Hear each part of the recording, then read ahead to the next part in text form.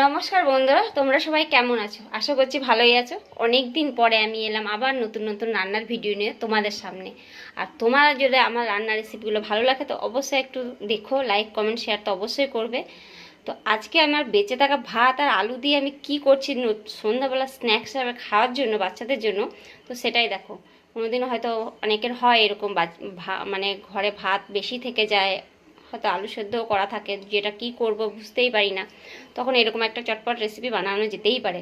তো চলো দেখা যাক কী করছি। সব কিছু দেখো আমি কেটে কুটে রেডি করে নিয়েছি। এটা ছিল আমার ভাত, দিনে ভাতেই আলু দিয়ে দিয়েছিলাম, সেটাও আমি নিয়ে নিয়েছি। আর এই ডিম দুটো আমি এখনই সেদ্ধ করেছি, দিনেকার নয় এটা। আর এই সামান্য ব্রেড ঘরে ছিল, সেটা কেটে নিয়েছি। সমস্ত কিছু আমার ঘরেই ছিল। তো এটা নিয়েছি আমি রুল ময়দা, আর এগুলো সমস্ত সবজি দেখো কেটে নিয়েছি। এগুলো দিয়ে আমি আজকে সুন্দর একটা স্ন্যাক্স করব। তো চলো দেখা যাক কী করছি। তো তোমাদের তো একটা কথা বলাই হয়নি, যেটা হলো আমি এইটা দিয়ে একটা নয় দুটো রেসিপি করব। তার জন্য আমার এখন আপাতত দুটো আলু, মানে একটা গোটা আলু লাগবে। তো একটা আলু আমি সরিয়ে দেবো। এটা একটা আলু সরিয়ে দিলাম। আমার এখন একটা আলু আপাতত লাগবে। তো সেই আলুটা আমি প্রথমে গ্রেট করে নেবো। এরকম একটা গ্রেটার দিয়ে গ্রেট করে নিতে পারেন, কিংবা হাতে করে আপনারা যেমন আলু ঘরে মেখে থাকেন তো তেমনি করে ম্যাশ করে নিতে পারেন।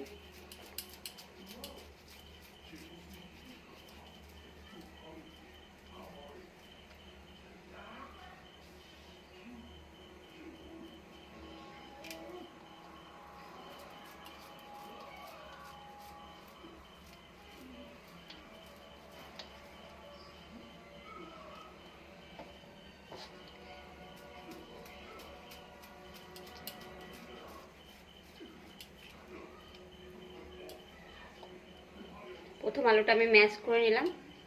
এবার এর মধ্যে নেব আমি সামান্য ভাত।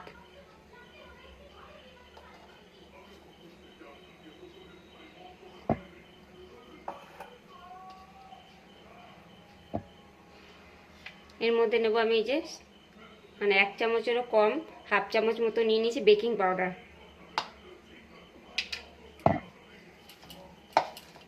দিয়ে এটা ভালো করে মেখে নেব।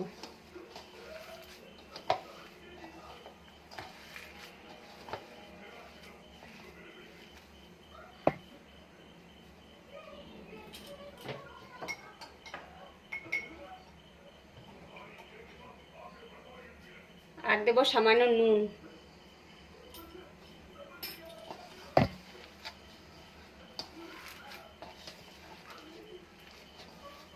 এবার এটাকে ভালো করে মেখে নেব। তো ভাতটা আমি ভালো করে মেখে নিয়েছি। এবার যেটা করব, কড়াইটা গরম করে নেব। দিয়ে কড়াইয়ে তেল দিয়ে দেবো। এবার এটাতে আমি সামান্য রুল ময়দা দিয়ে দেবো।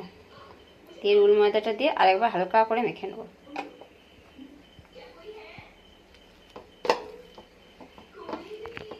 এবার এটাকে আমি রুল ময়দা দিয়ে চেপে চেপে মেখে নিলাম। দিয়ে তারপরে এরকম করে হালকা করে আস্তে আস্তে চেপে চেপে একটা গোল রাউন্ড শেপ দিয়ে দিলাম। আর এদিকে আমি কড়াই চাপিয়ে দিয়েছি, কড়াইটাও গরম হয়ে গেছে। এবার কড়াইয়ে তেল দিয়ে দেবো। এবার 1 চামচ মতো সাদা তেল দিয়ে দেবো কড়াইয়ে। এবার এটা আমি ভাতের এই গোল যেটা বানিয়েছি সেটা এবার আমি কড়াইয়ে দিয়ে দেবো। খুব সাবধানে দিতে হবে এটা। হালকা করে হাতে করে চেপে দেবো আস্তে আস্তে, যতটা বড় করা যায়।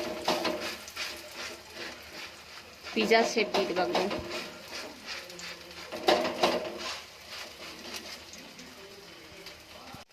এবার এটাকে আমি উল্টে দেবো। এটা যেহেতু ভাতের তৈরি খুবই নরম, তাই একটা থালা দিয়ে এটাকে উল্টাতে হবে।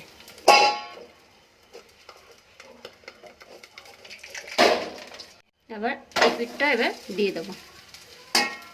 একটু লেগে যাবে সামান্য, যেহেতু এটা ভাতের তৈরি। তো ভয় পাওয়ার কিছু নেই, খুব সাবধানের সঙ্গে খুব আস্তে আস্তে এটা করতে হবে। তাড়াহুড়ো করতে গেলে জিনিসটা একদমই হবে না, ভেঙে যাওয়ার ভয় থাকবে। তো ওইটা যতক্ষণ হচ্ছে ততক্ষণ আমি এদিকে ডিমটা কুচি করে নেব।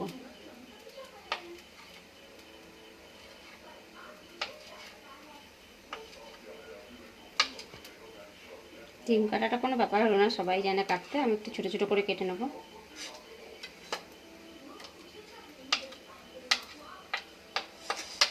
যতটা পারবে ততটা ছোটো করব।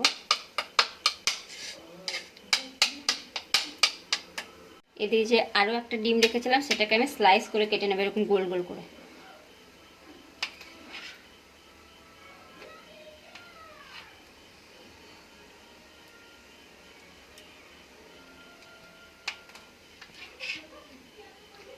একদম পারফেক্ট কাটা হচ্ছে না, চেষ্টা করছি যতটা পারছি কাটছি। খুবই সফট।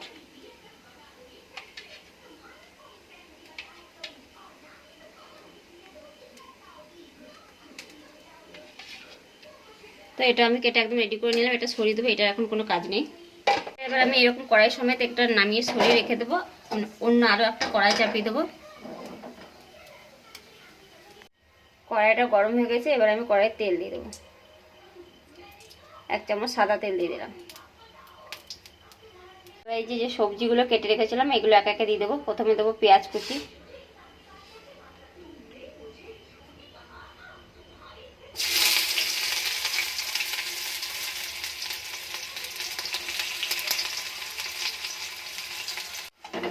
এবার পেঁয়াজটা সামান্য ভাজা হয়ে গেছে, এবার দেবো গাজর কুচিগুলো,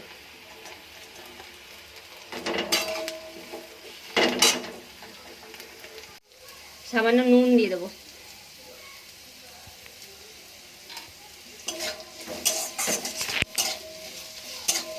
এটা একটু ভালো করে ভেজে নেব। এবার ক্যাপসিকামটা দিয়ে দেবো, টমেটোও দিয়ে দেবো, সামান্য কাঁচা লঙ্কা দিয়ে দেবো। সব একসঙ্গে দিয়ে ভালো করে কষে নেব।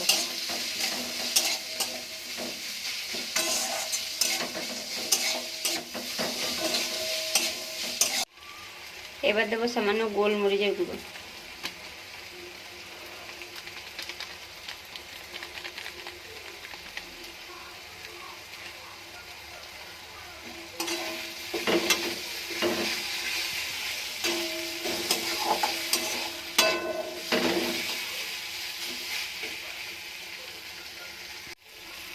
শেষে ধনেপাতা কুচি দিয়ে দেবো।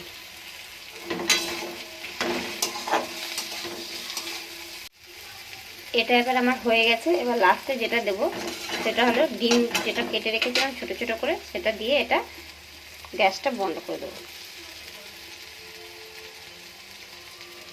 তো আমার এটা হয়ে গেছে, এবার আমি এটা একবার নেড়ে নেবো, দিয়ে গ্যাসটা বন্ধ করে দেবো।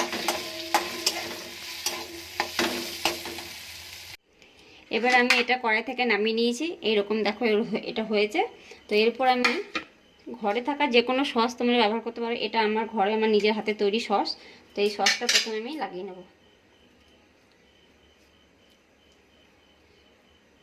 এরকম করে যে পিৎজাও বানিয়েও খাওয়া যায়, সেটা না খেলে বোঝাই যেত না।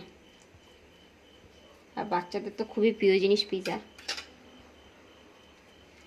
এই সসটা খুব ঝাল হয়, আপনারা যে কোনো সস দিতে পারেন, টমেটোর সস ঘরে তো সবারই থাকে।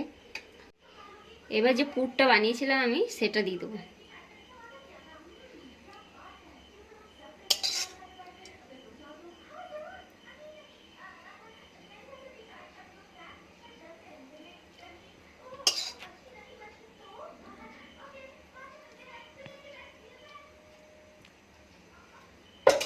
হয়েছে এটা বাচ্চাদের খাওয়ার মতো। কেমন লাগছে দেখতে অবশ্যই আমাকে কমেন্ট করে জানাবেন।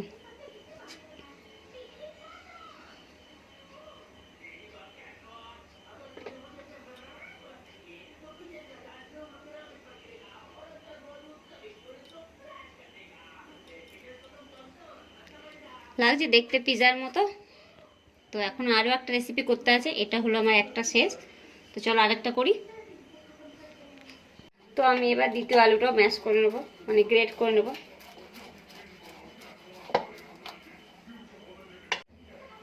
তো এবার আমি এটা করা হয়ে গেছে, এবার অল্প ভাত নিয়ে নেবো।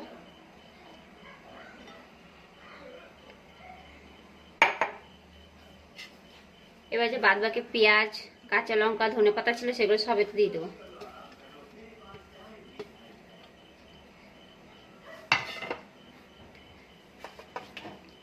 যে রুল মাছ রেখেছিলাম ওটাও দিয়ে দেবো। সামান্য গোলমরিচের গুঁড়ো দিয়ে দেবো।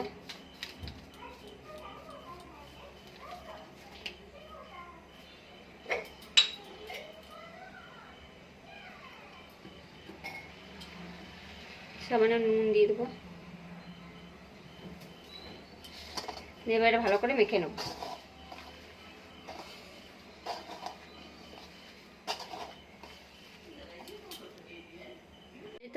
যে হাতে লেগে যায় তার হাতে সামান্য তেল নিয়ে নিলাম, যাতে এটা হাতে লেগে না যায়।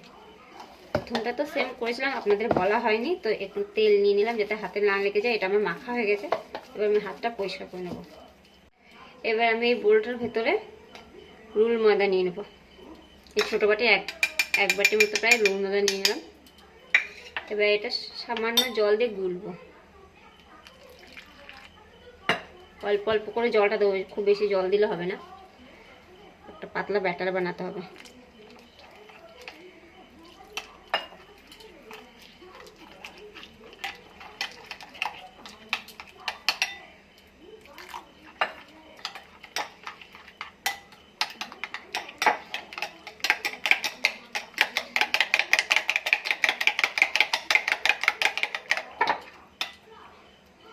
আর সামান্য লাগবে।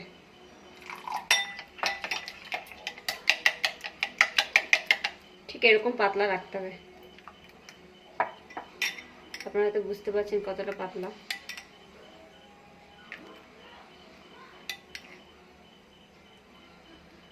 এরকম পাতলা রাখতে হবে। হাতে সামান্য তেল লাগিয়ে নেব, দিয়ে এবার অল্প অল্প করে ভাত নিয়ে ঠিক নিমকির মতো শেপ দেব, 3 কোনা নিমকির মতো শেপ দেব।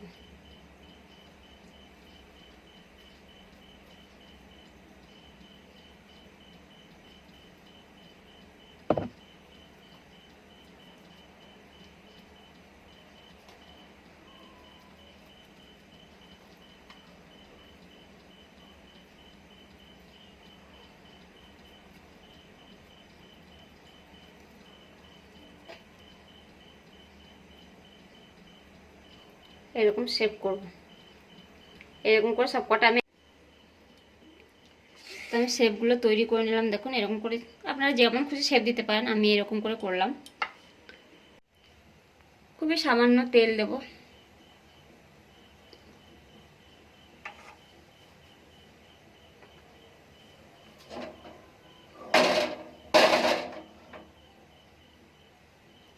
দিয়ে আমি যে ব্রেডগুলো কেটে রেখেছিলাম এগুলো এই তেলে সেঁকে নেবো হালকা করে।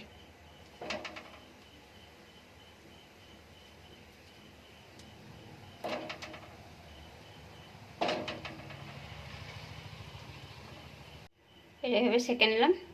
এবার কড়াইয়ে আমি আবার তেল দিয়ে দেবো। এবার আমার তেলটা গরম হয়ে গেছে। এই যে যেই নিমকি শেপগুলো বানিয়ে রেখেছিলাম এগুলো এবার আমি এই ময়দার ব্যাটারে ডুবিয়ে তেলে ভাজবো।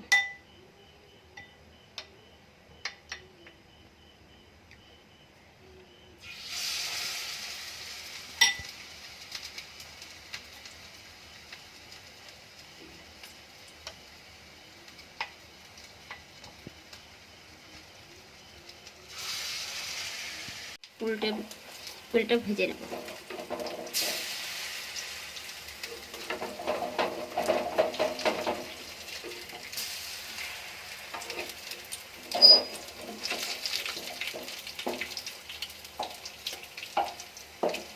খুবই সাবধানে এগুলো উল্টাতে হবে, যেহেতু খুবই নরম।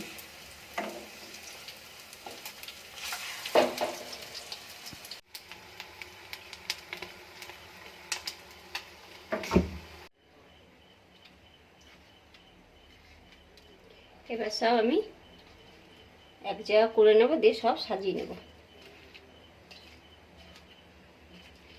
এবার এরপর যে পাউরুটিগুলো রেখেছিলাম সেই পাউরুটিগুলো দেবো একটা একটা করে।